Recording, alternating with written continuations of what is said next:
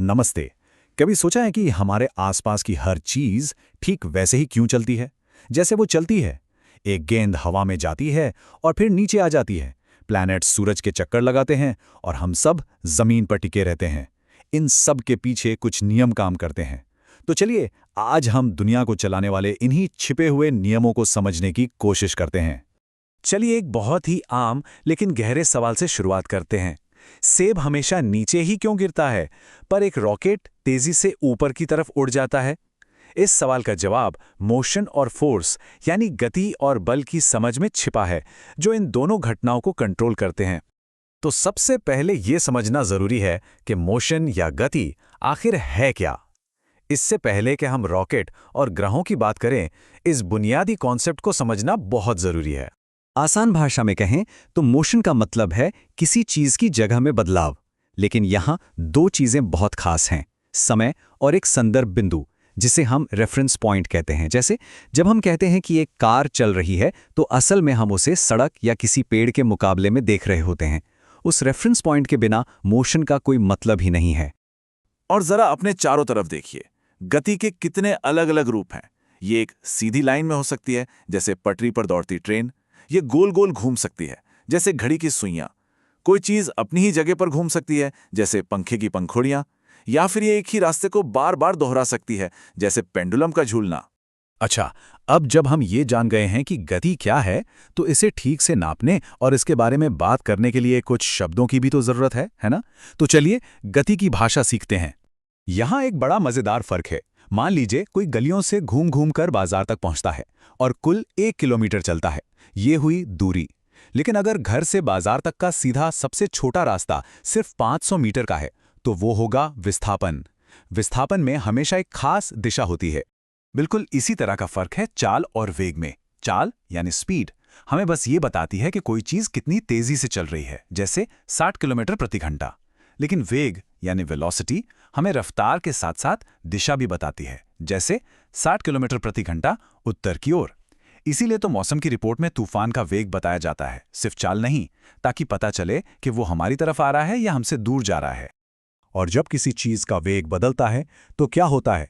चाहे वो तेज हो, धीमी हो या अपनी दिशा बदले, उसे हम त्वरण या एक्सेलरेशन कहते हैं। दिलचस्प बात यह है कि ब्रेक लगाना भी एक तरह का त्वरण ही है, बस उसे हम नेगेटिव एक्सेलरेशन कहते हैं। तो चीजें चलती हैं, उनकी रफ्तार बदलती है, दिशा बदलती है, पर क्यों? इन सबके पीछे कौन सी ताकत काम कर रही है? अब आता है इस कहानी का असली हीरो, बल यानी फोर्स। बल यानी फोर्स सीधी सी बात है, एक धक्का या खिंचाव है। ये इतना ताकतवर है कि ये किसी रुकी हुई चीज को चला सकता है, चलती हुई चीज को रोक सकता है और यहां तक कि उसका आकार भी बदल सकता है। इसे महान वैज्ञानिक सर आइजैक न्यूटन के सम्मान में न्यूटन नाम की यूनिट में मापा जाता है।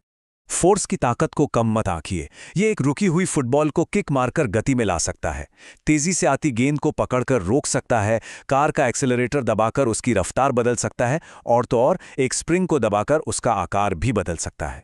मोटे तौर पर देखें तो फोर्स दो तरह के होते हैं। एक है संपर्क बल, जिन्हें काम करने के लिए छूना जरूरी है, जैसे किसी चीज को धकेलना या जमीन पर चलने में मदद करने वाला घर्षण। और दूसरे हैं गैर संपर्क बल, जो दूर से ही असर डालते हैं, जैसे गुरुत्वाकर्षण जो हमें जमीन पर रखता है, या चुंबक का बल। और अब हम पहुंचते हैं इस पूरे डिस्कशन के सबसे अहम हिस्से पर, सर आइजैक न्यूटन के दिए वो 3 नियम जो इस पूरे ब्रह्मांड में हर चीज पर लागू होते हैं। ये नियम ही हमें बताते हैं कि बल और गति असल में एक दूसरे के साथ कैसे काम करते हैं। न्यूटन का पहला नियम, जिसे जड़त्व का नियम या लॉ ऑफ इनर्शिया भी कहते हैं, सुनने में बड़ा टेक्निकल लगता है, पर असल में बड़ा सीधा सा है। ये बस इतना कहता है कि चीजें वही करती रहना पसंद करती हैं जो वो पहले से कर रही हैं। मतलब अगर कोई चीज रुकी है तो वो रुकी ही रहना चाहेगी, और अगर वो चल रही है तो वो उसी रफ्तार और उसी दिशा में चलती ही रहना चाहेगी, जब तक कोई बाहरी फोर्स आकर उसे मजबूर ना कर दे। अपनी स्थिति को बनाए रखने की चीजों की इसी आदत को जड़त्व या इनर्शिया कहते हैं। दूसरा नियम हमें फिजिक्स का शायद सबसे फेमस इक्वेशन देता है, F=ma। ये बताता है कि किसी चीज को एक्सेलरेट करने के लिए कितना फोर्स लगाना होगा। सीधी सी बात है, किसी भारी ट्रक को धक्का देकर रफ्तार पकड़ाने में एक साइकिल के मुकाबले कहीं ज्यादा बल लगेगा। और तीसरा नियम कहता है कि हर एक्शन का एक बराबर और उल्टा रिएक्शन होता है। हमारा रॉकेट वाला सवाल याद है?